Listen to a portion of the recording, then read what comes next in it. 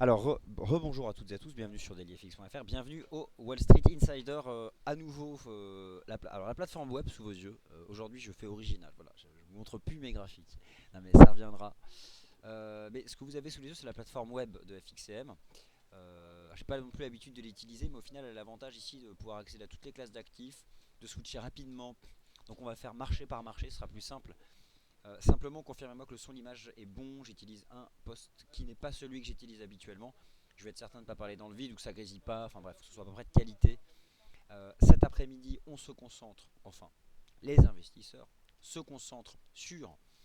Alors, mais qui a racheté du dollar, nous dit Cyril.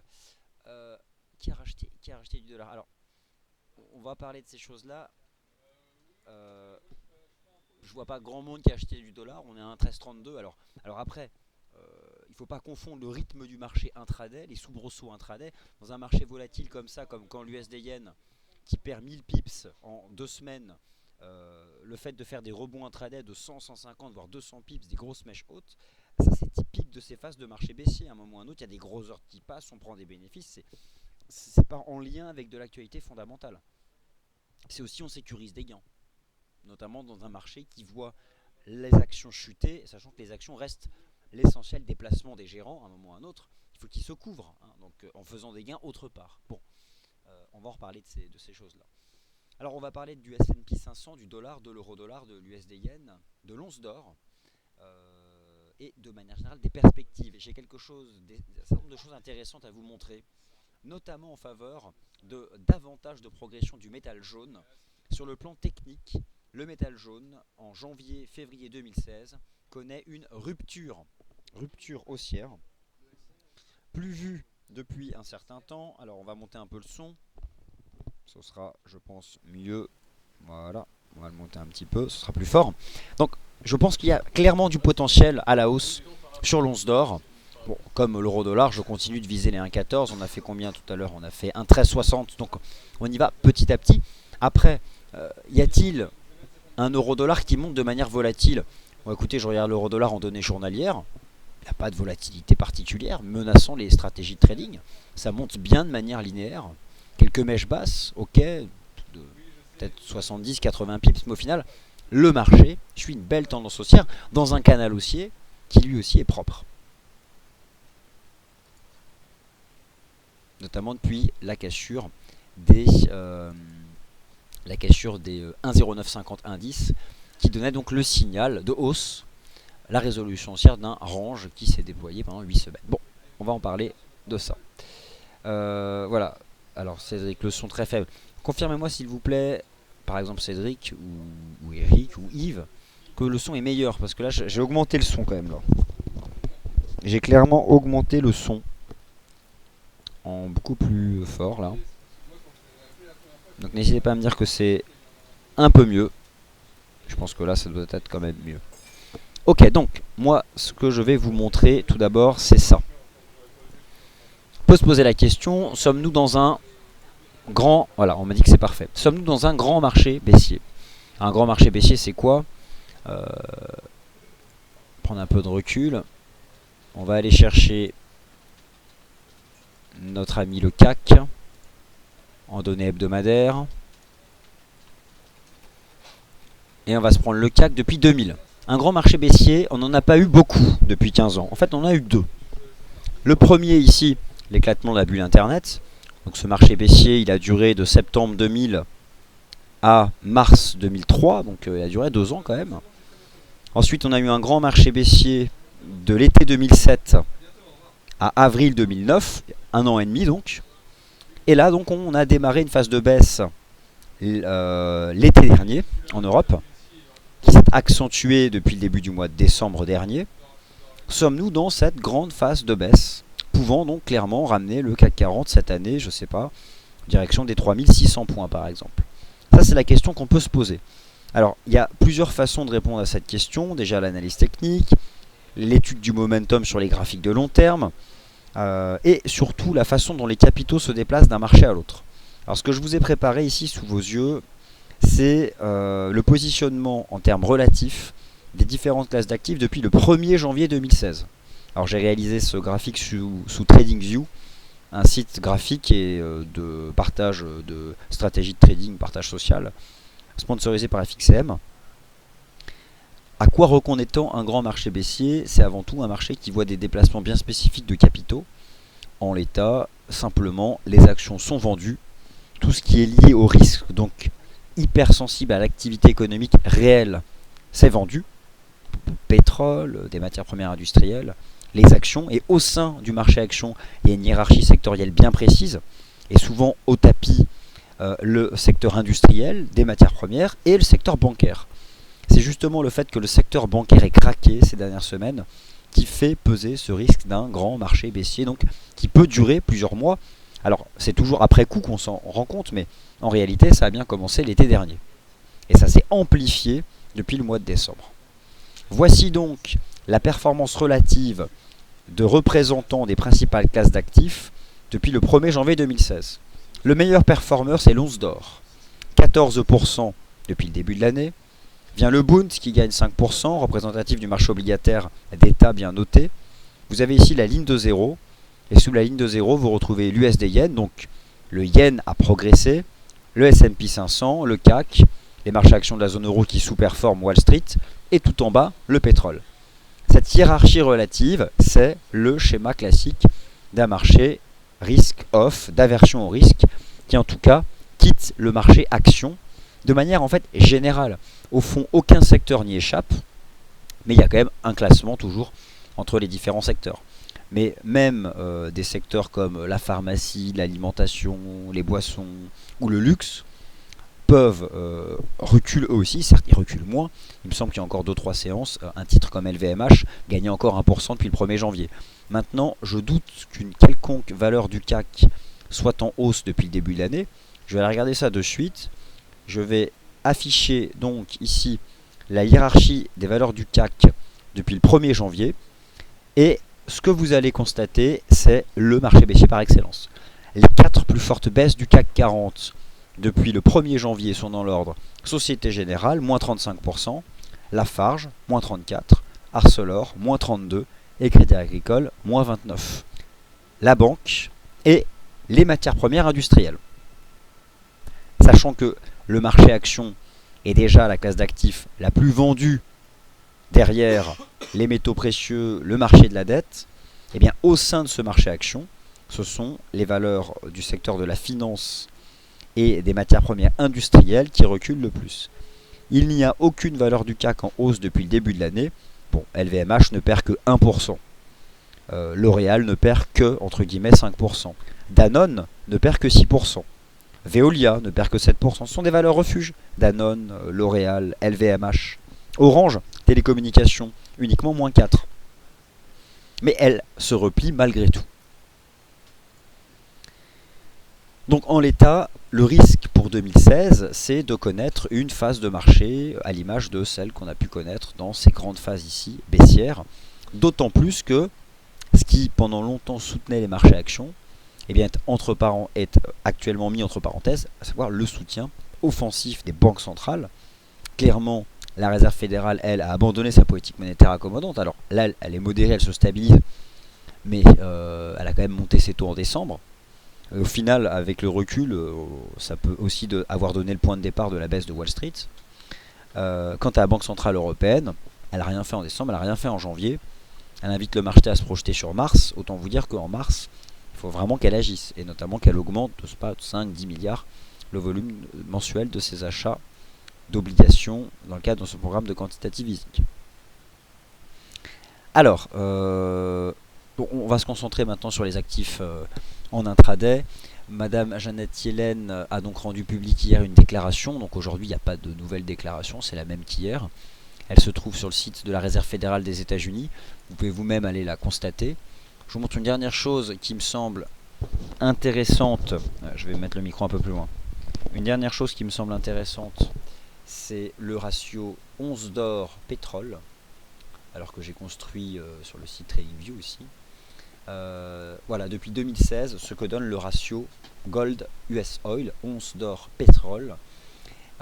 On s'envole comme rarement par le passé, montrant à quel point les capitaux quittent les actifs risqués, donc le pétrole, ça incarne ça, hein, c'est l'activité économique réelle, pour se diriger vers des actifs refuges, en tout cas considérés par les investisseurs comme refuges.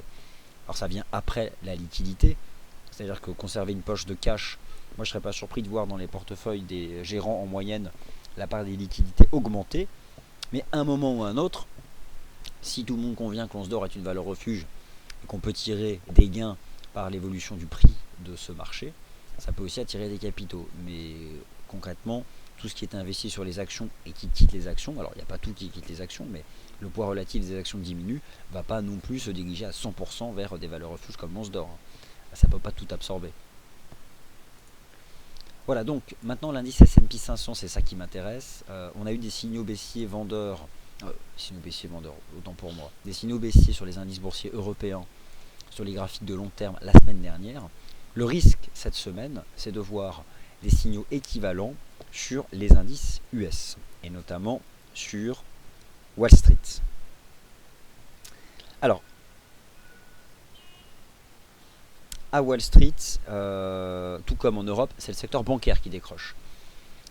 Le marché se demande toujours s'il existe un risque de voir ces établissements bancaires majeurs enregistrer de nouvelles provisions.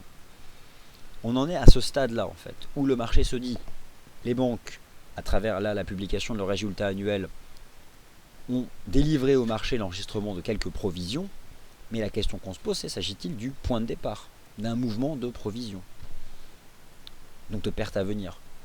Il y a de l'incertitude. Le secteur bancaire chute en Europe, tout comme il chute à Wall Street. L'indice S&P 500, j'ai le sentiment, cette semaine, active une vaste figure de sommet qui met un terme à toute la progression du marché en place depuis 2009. À quoi peut-on s'attendre cette année sur ce marché action US ? Écoutez, moi je pense que ça me paraît plausible de le revoir venir tester ses précédents sommets de 2007, un SP500 qui reviendrait chercher les 1600 points d'ici la fin de l'année, avec cette structure technique ici de retournement. Alors, le signal est-il donné ? En réalité, pas encore. Si on tient compte des niveaux de prix horizontaux, le support majeur du SP500, c'est 1810 points. 1810 points. Pour l'instant, le marché le tient.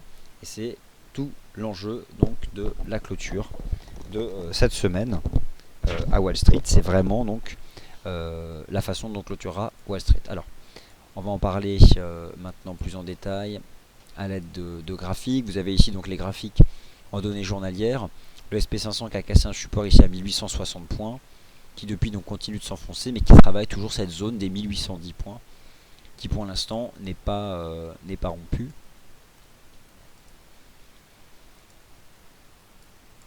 En données 4 heures, vous avez donc la séance d'hier. Dans un premier temps, suite à la publication de la déclaration de Mme Yellen, les marchés actions US ont accéléré avant d'échouer sous leur première résistance, notamment les 1880 points du SP500. Puis le marché a baissé, puis le marché a inscrit de nouveau plus bas. Il est toujours dans cette dynamique. La première résistance se trouve à 1835, ici sur la base des cours de clôture. Pardonnez-moi. Donc voilà, ici sur la base des cours de clôture. 1835, première résistance sur le S&P 500. Et donc en dessous duquel le risque reste la cassure des 1810 points. Voilà, donc si vous recherchez ce qui pourrait être, je sais pas moi, un bon point de vente par exemple, la première résistance c'est 1836.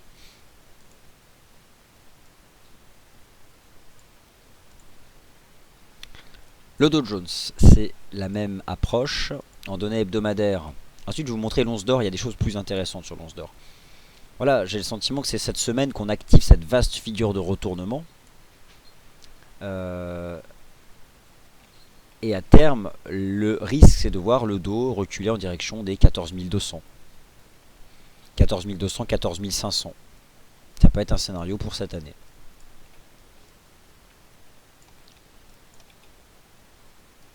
Alors, en données 4 heures, le Dow est dans une configuration similaire à celle du S&P 500. Il a cassé des supports hier. La première résistance se trouve à 15 860. 15 860, 15 870. Une résistance qui peut être utilisée pour gérer son risque dans le cadre d'une stratégie de vente. Le Nasdaq, alors les indices Nasdaq sont encore plus sous pression parce qu'il y a eu des résultats décevants publiés la semaine dernière. Lui, clairement, c'est une semaine de changement de tendance. Regardez ici en données hebdomadaires, on a vraiment brisé en cours de clôture hebdomadaire, le gros support c'était 4135. Moi j'estime vraiment que les indices Nasdaq, en tout cas le Nasdaq 100, est rentré dans une phase baissière. Regardez en fait où a échoué le Nasdaq 100. Pile poil au contact des sommets de la bulle Internet. Vous avez ici les sommets de la bulle Internet, donc en janvier 2000. Et en réalité, donc, voilà, on a échoué à la fin de l'année 2015 au contact de ces sommets de la bulle Internet. Donc là, on est en train de faire une structure de retournement en weekly. J'estime toujours que voilà, le risque sur les indices boursiers US, c'est de baisser davantage, notamment sur le Nasdaq, qui peut être donc à ce titre un bon candidat pour des stratégies de vente en données 4 heures maintenant. En données 4 heures, c'est hier donc que le marché a cassé un support à 4100 points. Voilà, donc la cassure du support à 4100 points. Alors hier, pas du tout, c'était la semaine dernière, par contre le 5 février. Hier, le marché a fait un pullback sous sa toute première résistance horizontale, ici, à 4040. Bon, on est toujours dans cette phase baissière qui est bien construite. Et que l'on retrouve du fait des corrélations sur le taux USD-Yen. Alors on va en parler de cette USD-Yen. On va se remettre en données journalières. Alors, le signal de vente sur l'USD-Yen a été donné, vous le savez, à la cassure des 116. La cassure des 116 a eu lieu le 8 février, donc lundi. Lundi, signal de vente swing.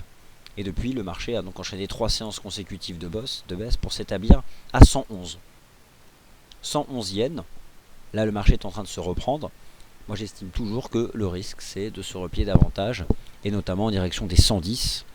Là, pour le coup, cette semaine, en données hebdomadaires, voilà, prenez le graphique weekly du taux de change USD-Yen. Bon, vous avez la cassure avérée de la ligne de coup de l'épaule tête-épaule.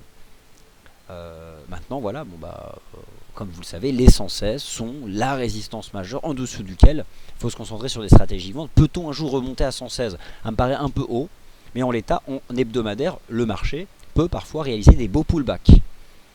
Remonter à 116 serait le point de vente parfait. Le point de vente parfait.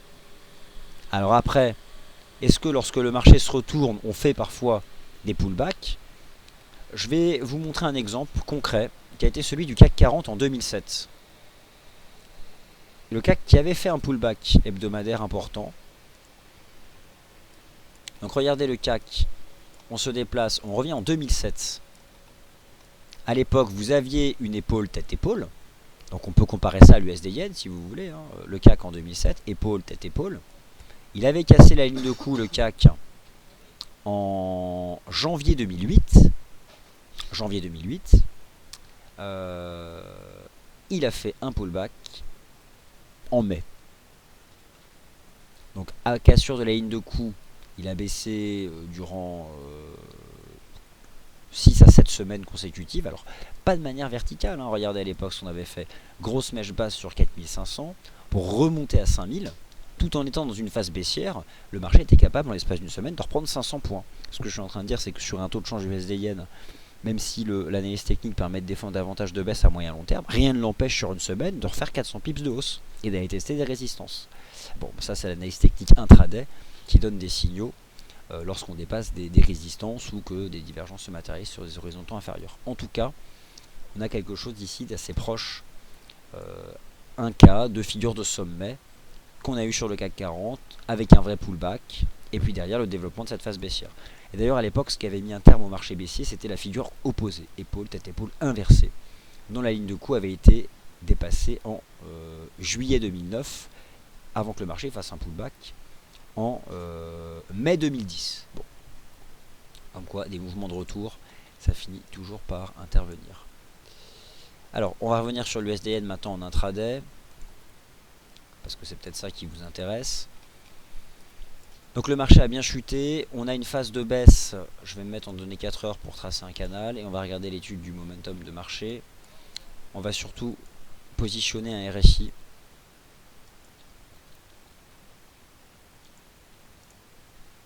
Et ensuite je vais passer un peu de temps sur le gold, parce que je pense qu'il y a vraiment des choses, il y a vraiment un potentiel qui me paraît important sur le gold.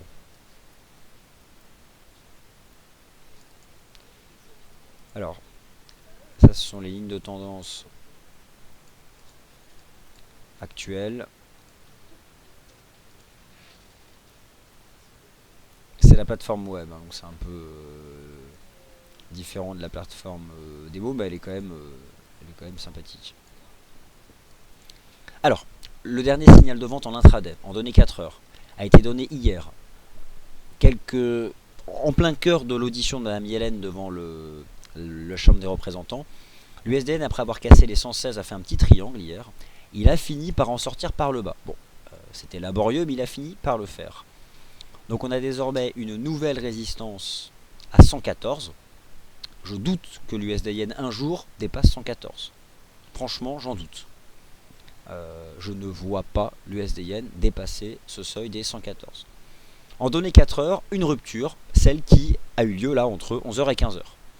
Y a-t-il quelque chose de particulier? Pas d'avalement, c'est pas non plus une ligne pénétrante haussière, c'est rien pour moi ça. C'est un basculement dans un range après avoir perdu depuis hier 300 pips presque en ligne droite. Donc on se stabilise. Ces phases de stabilisation sont toujours bonnes à prendre parce qu'elles permettent au marché de se rapprocher des lignes de tendance qui guident la phase de baisse. Et c'est là où elles sont intéressantes. Première résistance 114. Qu'est-ce que nous suggère l'analyse technique en intraday? En données horaires, je dirais que si j'étais à la recherche d'un point de vente, j'essaierais d'avoir prix et momentum sous résistance. Alors j'aimerais un RSI horaire à 50, résistance dans un marché baissier. Un prix sous résistance. Là, honnêtement, on se stabilise. On a fait un petit double bottom ici en 30 minutes. Bon, ce qui serait vraiment baissier sur l'USD-Yen, ce serait de rebasculer sous les 111,70. Mais là, au moment où je vous parle, je n'ai pas de conviction sur la durée du range. Mais on peut s'installer quelque temps en range avant d'aller chercher ensuite les 110. Je vais juste essayer. On va parler d'once d'or maintenant et de l'euro-dollar juste après. Ce qui est certain, c'est qu'on avait un trend d'ici baissier qui a été rompu. Le marché a refait un plus haut à 113,16. On est assez éloigné des toutes premières lignes de tendance. Donc on peut dériver à plat. Bon, en tout cas, là, le timing n'est pas forcément bon pour adopter une stratégie de vente. En l'état, c'est ça que je veux dire. Pour gérer son risque, si vous êtes vendeur depuis tout en haut, parce que je sais qu'un certain nombre de traders, de swing traders ont des positions vendeuses depuis bien plus haut, 115, 116, j'imagine surtout entre 115 et 116. Pour gérer votre risque, c'est 114, 24. Le point bas de l'ancien range. Le marché ne doit pas le réintégrer. Donc jusqu'au-dessus des 114,30 pour le stop suiveur.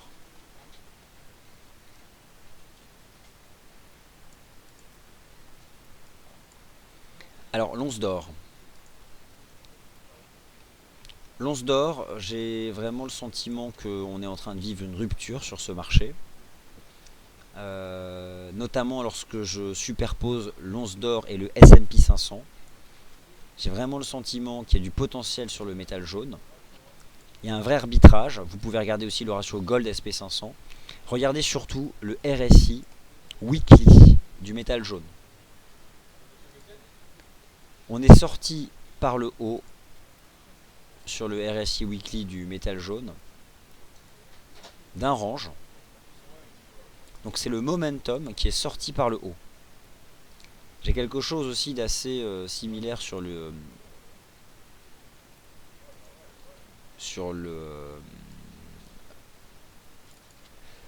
MACD.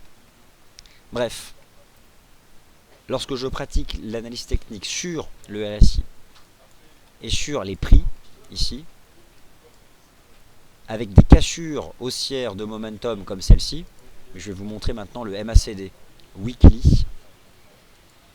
Alors le MACD, c'est un indicateur qui est basé sur un différentiel de moyenne mobile.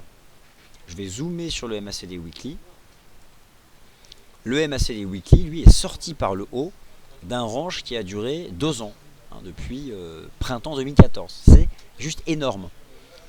La ligne de MACD, donc en rouge, est en train de significativement s'affranchir du niveau de 0, qui signifie que la moyenne mobile courte, donc la moyenne mobile à 12 semaines, a croisé à la hausse la moyenne mobile longue à 26 semaines. On retrouve un alignement de moyenne mobile typique des marchés haussiers. À savoir, les moyennes mobiles courtes sont plus proches des cours que les moyennes mobiles les plus longues qui sont en dessous. C'est donc, à moins que l'once d'or reverse complètement d'ici demain, mais cette semaine à la clôture weekly, si je devais choisir un signal technique, c'est l'once d'or. En tout cas, les signaux positifs que donnent les indicateurs de momentum sur l'once d'or. Et peut-être que nous aurons aussi d'ici demain la cassure d'un support weekly sur les indices boursiers US. Alors si vous conjuguez la cassure de support weekly sur les indices boursiers US avec des signaux d'achat sur le momentum de l'once d'or, bon, c'est en faveur là aussi de davantage de baisse des actifs risqués. Alors l'once d'or revient en contact de cette ligne de tendance baissière. 1230, c'était ce que je vous avais proposé ce matin comme cible. Le marché a fait davantage. En fait, il est revenu tester l'oblique. Vu les cassures haussières que j'identifie sur les indicateurs de momentum, j'estime que le risque ces prochaines semaines, c'est de casser à la hausse et d'aller chercher 1300, 1336, 1390, les principaux niveaux horizontaux, les principaux sommets depuis l'année 2014. Premier support, désormais 1200, ça a été cassé hier. Le premier support, c'est 1200. Pardonnez-moi.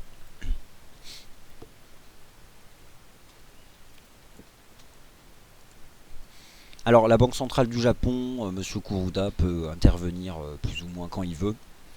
Ce qui est certain, c'est que la Banque centrale du Japon, qui avait eu tendance à limiter son intervention ces derniers mois, elle a changé d'avis, la Banque centrale du Japon, depuis le début de l'année. Elle a fini par adopter un refinancement négatif. Elle avait bon espoir que cela fasse chuter le yen. C'est tout le contraire qui s'est produit. Voilà l'impact de la Banque centrale du Japon le 29 janvier dernier. Une séance de hausse neutralisée le lendemain. Donc je pense que la Banque centrale du Japon va tenter de freiner l'appréciation du yen. Parce que le Nikkei décroche avec cette appréciation du yen. Ça c'est certain. Mais je pense que cela ne participera qu'à la construction de la tendance baissière, en donnant des phases parfois de rebond, des choses comme ça, ou des phases de range. Mais honnêtement, je ne pense pas que la Banque centrale du Japon ait en l'état des moyens maintenant d'inverser la dynamique que vient de prendre le yen japonais. On peut tracer les toutes premières lignes de tendance. Ça c'est la toute première ligne de tendance en 4 heures depuis les 117,50. On peut s'attendre à quelque chose de similaire à ce que le marché avait pris le temps de construire depuis le 8-9 février, un petit range comme ça, en données 4 heures. Bon.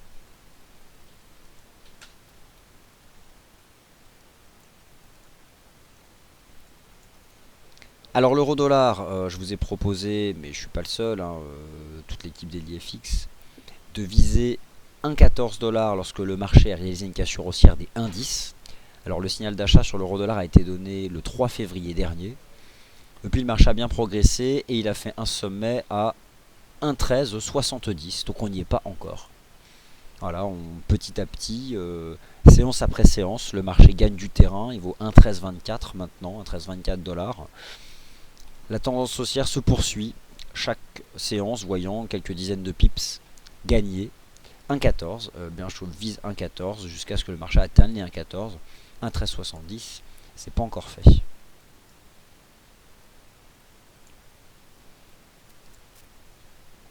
Alors le prix du pétrole, lui, avait donné un signal de vente ici en données journalières le 9 février, donc le 9 février c'était avant-hier, à la cassure des 29,20. Signal de vente permettant de viser un retour sur les récents plus bas, ce qui a été fait. cassé en cours de clôture. La première résistance c'est 28 maintenant, 28, 28, 20 $. C'est la première résistance en dessous duquel le risque c'est de baisser davantage ici sur le prix de l'or noir.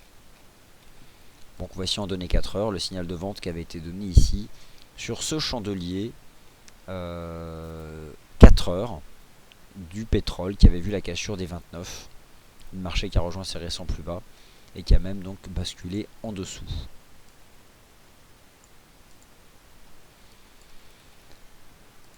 Allez, je vais répondre à vos questions maintenant, qui sont nombreuses. Alors, d'abord poster des graphiques. Donc Jean-Claude qui nous partage un graphique en Ichimoku, que je vais montrer à tous. Qui met en avant donc l'Ichimoku et le rebond tout à l'heure du taux de change USD-Yen après avoir testé le niveau des 111.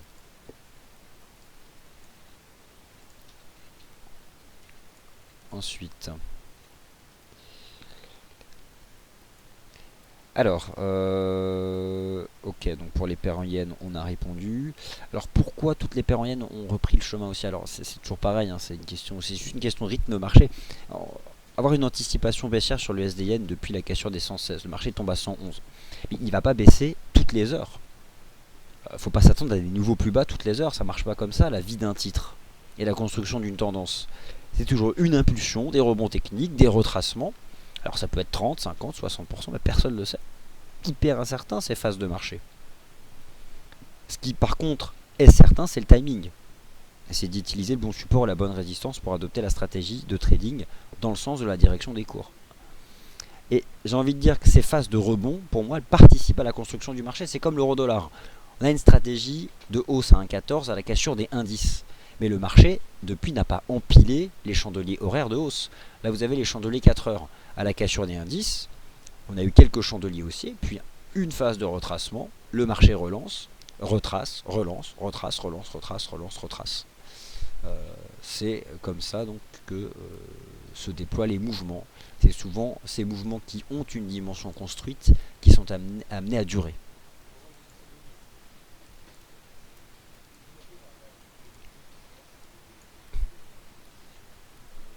Donc, je vais prendre du recul sur l'USD Yen. Ok. L'USD Yen vient d'enchaîner 1, 2, 3, 4, 5, 6, 7, 8, 9 séances consécutives de baisse. L'USD Yen baisse depuis 122 yens. Il a donc fait 111 ce matin, soit 1100 pips de baisse. Autant vous dire qu'il y a probablement des rachats de positions vendeuses ou, en tout cas, prétexte de l'intervention de la Banque Centrale du Japon pour prendre des bénéfices. En swing trading, en daily, la première résistance, ça reste toujours 115,80, 116. Maintenant, lorsqu'on étudie le rythme actuel du marché et qu'on zoome et qu'on trace des lignes de tendance en données 4 heures, j'estime qu'en réalité, le marché devrait temporiser à plat sous cette oblique. Je ne pense pas que l'USD Yen soit capable de redépasser les 114, 114,20. Donc, mon scénario à moi sur l'USD Yen, c'est qu'on rentre en range. On rentre en range. Ok. À court terme. Il n'y a pas encore suffisamment d'éléments pour en déterminer la forme chartiste particulière.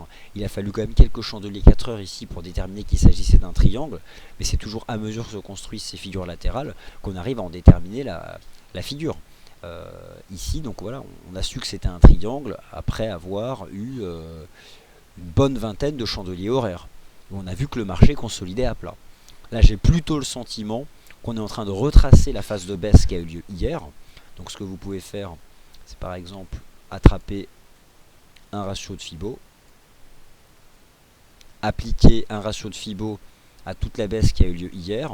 On voit que le marché a déjà tapé 50% à 113,13. Vu la force du mouvement baissier, je doute qu'on retrace plus que 61,8. J'aurais tendance à dire que, à la recherche d'un bon point de vente dans le sens de la tendance, ce serait les 113,50. 113,50, 113,60. Je doute que le taux de change USD puisse remonter au-delà.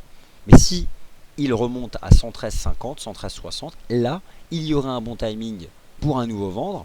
Viser les 110 à terme, parce que ça reste l'objectif final, un des objectifs importants en tout cas de chartiste, et gérer son risque en utilisant par exemple les 124-25. En l'état, je donne des paramètres standards d'une stratégie de trading, mais vendre 113-50, 113-60, placer son stop au-dessus de 114-30 et viser 110. Là, c'est un bon timing. Alors, quant à une stratégie de hausse d'achat pour viser les résistances, moi dans les marchés baissiers, je les exclus ces stratégies, même en intraday, parce qu'à tout moment, la tendance de fond peut reprendre.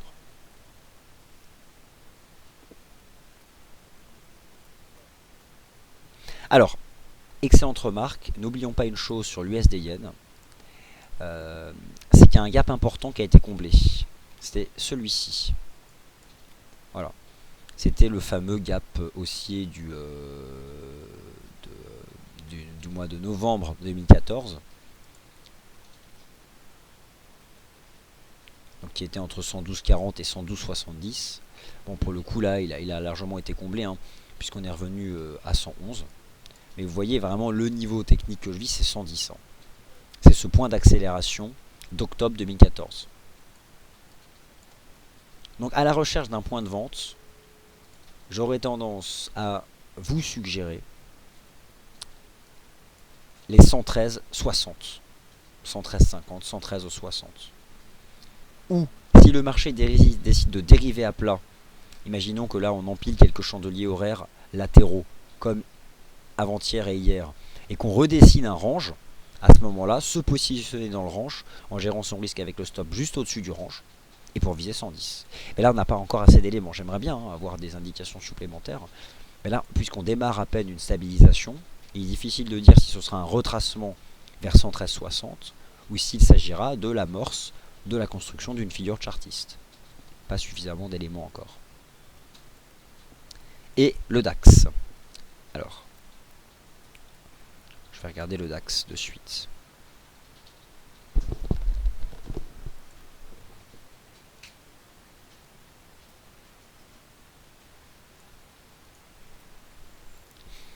Alors, le GR30, les marchés actions de la zone euro, bon, eux sont clairement sous pression de toute façon. Le DAX, la semaine, elle a commencé par la cassure des 9250. C'était le plus bas d'octobre dernier, de janvier. Ça a été le signal de vente qui a été donné donc à la cassure des 9250 le 5 février dernier. Depuis, le marché a bien baissé. Hier, il a réalisé un pullback.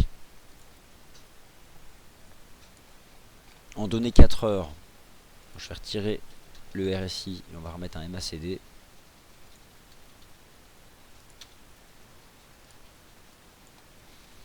Alors, il y a éventuellement l'amorce d'une dive en données 4 heures ici sur le DAX.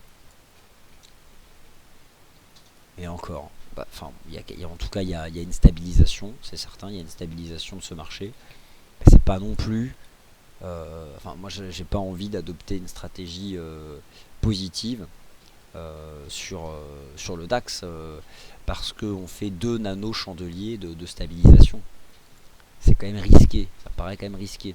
Non, moi alors là à court terme on se reprend, il y a du momentum de reprise, donc pour le timing, stratégie de vente, c'est probablement pas bon.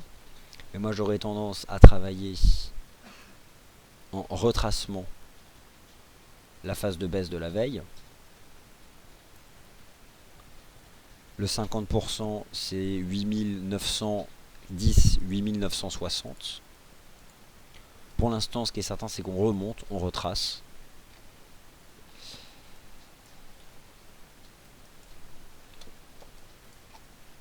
Moi, je surveille la façon dont on se reprend, si le marché commence à construire des figures chartistes, quelque chose comme cela. Mais en données 4 heures, on est soutenu de toute façon par une contradiction positive de momentum. Mais honnêtement, j'ai pas plus de conviction de ça. Je sais pas du tout ce qu'est en train de faire le marché là en intraday. Ce que vous avez ici sous les yeux, c'est l'impact hier de la phase de questions-réponses de Madame Yellen devant la Chambre des représentants. On a exactement le même type d'exercice qui commence dans quelques minutes. Bon, est-ce que l'impact peut être différent d'hier?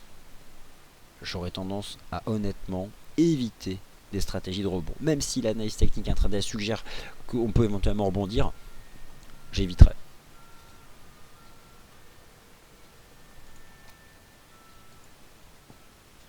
Alors le NZD USD.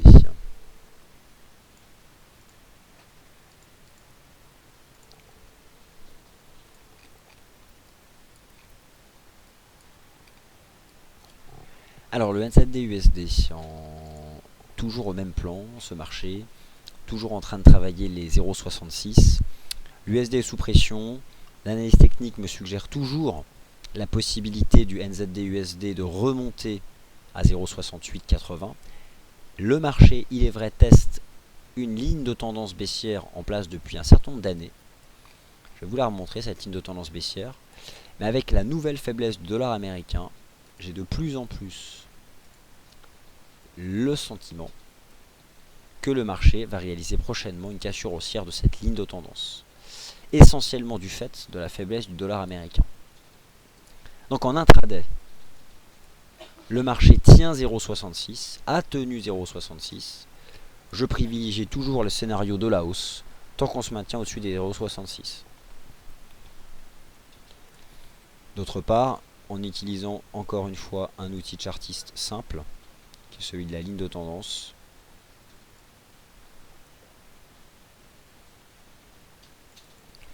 le marché reste soutenu pour l'instant par ce canal de reprise. Les 0,66 ont bien agi. On fait probablement un range, on est en train de construire un range, à l'image de ce qu'on avait fait ici en janvier. À terme, venant du dollar US, le marché pourrait finir par... Alors justement, ce dollar américain. Hier, ça a été laborieux. Que s'est-il passé sur le dollar US? Regardez en hebdomadaire, le dollar US. Honnêtement.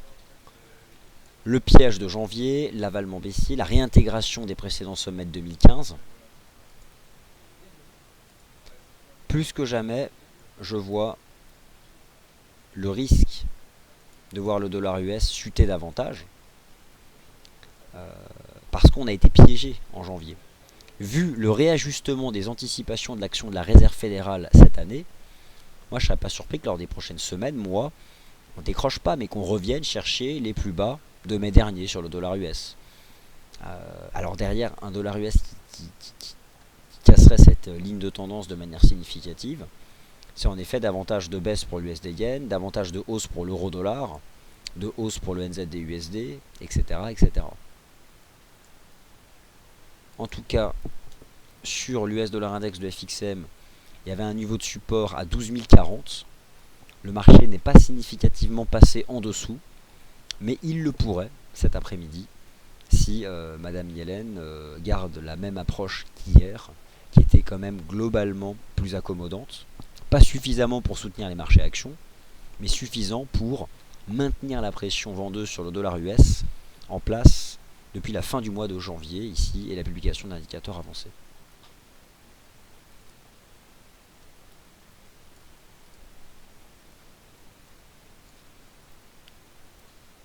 Le Bund pour terminer sur les valeurs refuges.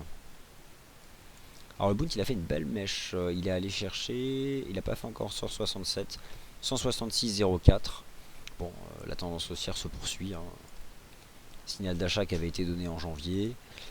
Je vous avais proposé deux cibles, 165 et 167, alors qui ne sortent pas de nulle part, mais qui sont des extensions de Fibo, Nachi.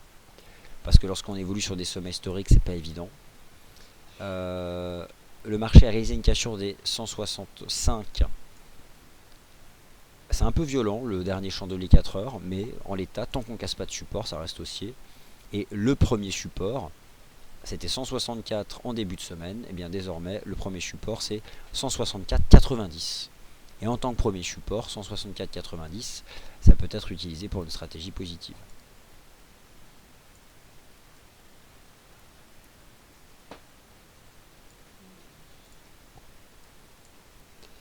Je vais remettre ici le DAX en données horaires. Et on verra bien. Soit le DAX nous fait une espèce de reprise en drapeau et prêt à ressortir par le bas, puis reprise en biseau. En tout cas, ça c'est l'impact hier de l'audition de la Yellen devant la Chambre des représentants. C'est 7 jambes de baisse. Et aujourd'hui on attend une nouvelle audition, le même type d'audition mais devant une autre chambre.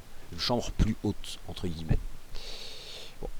Même cause, même conséquence. Bon, ça restera le scénario que je vais défendre. Alors un mot sur l'euro GBP. Alors c'est pas une nouvelle plateforme, c'est simplement la plateforme web de FXM.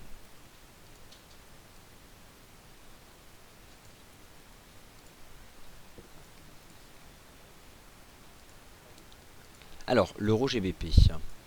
Alors l'euro GBP, toujours haussier. Hier, pullback sur le premier support à 0,77. Je vise toujours 0,80. On a fait 0,7850. Bah, je vise toujours 0,80. Pas changé d'avis jusqu'au bout. Et ça depuis la cassure des 0,75. Vraiment pas changé d'avis.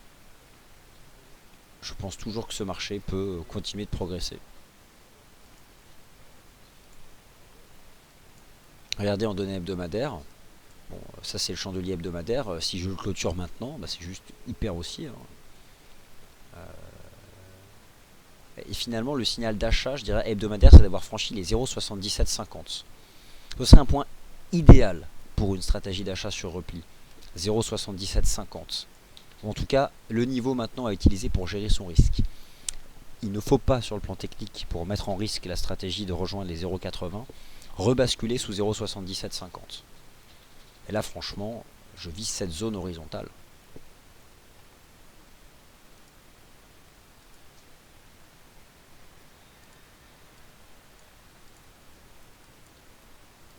L'euro-dollar est vraiment dans une phase d'attente, en donné en intraday, si je me mets en 4 heures. Voilà, en 4 heures. L'avancée donc hier de l'audition de Madame Yellen, un euro-dollar qui est remonté de 1,12 à 1,1370. Et en données 4 heures, on fait des toupies, des tout petits chandeliers, au-dessus du nouveau support des 1,13.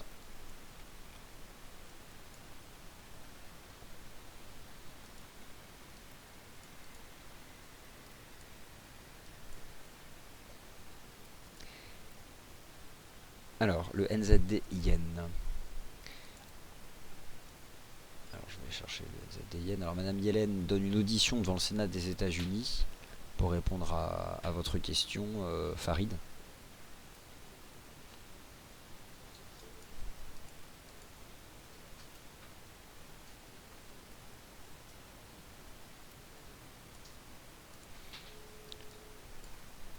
Alors, le NZD Yen partage le destin des autres paires en Yen.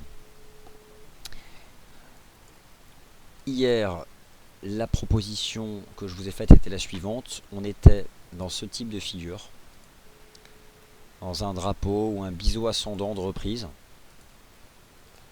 dans le cadre d'une tendance baissière.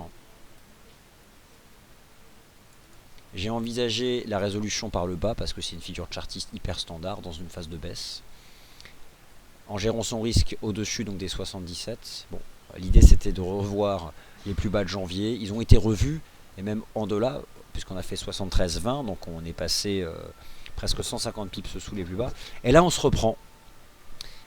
C'est similaire à l'USD Yen. On rentre dans une phase de... En fait, très, très proche de ce qu'on avait fait ici. Une jambe de baisse, puis un grand corps positif, donc le 9 février.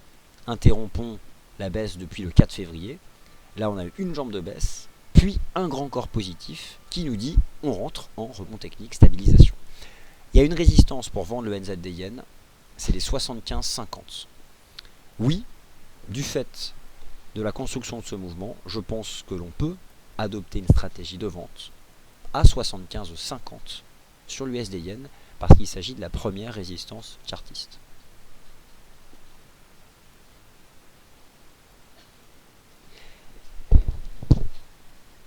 Voilà. Allez, écoutez, je vous remercie donc d'avoir posé des questions, d'avoir été nombreux. On va maintenant suivre l'impact de l'audition de Madame Yellen devant le Sénat des États-Unis. Ce que je vous invite à faire, moi, cet après-midi, c'est surtout à vous concentrer sur l'indice S&P 500 et notamment sur les 1810 points.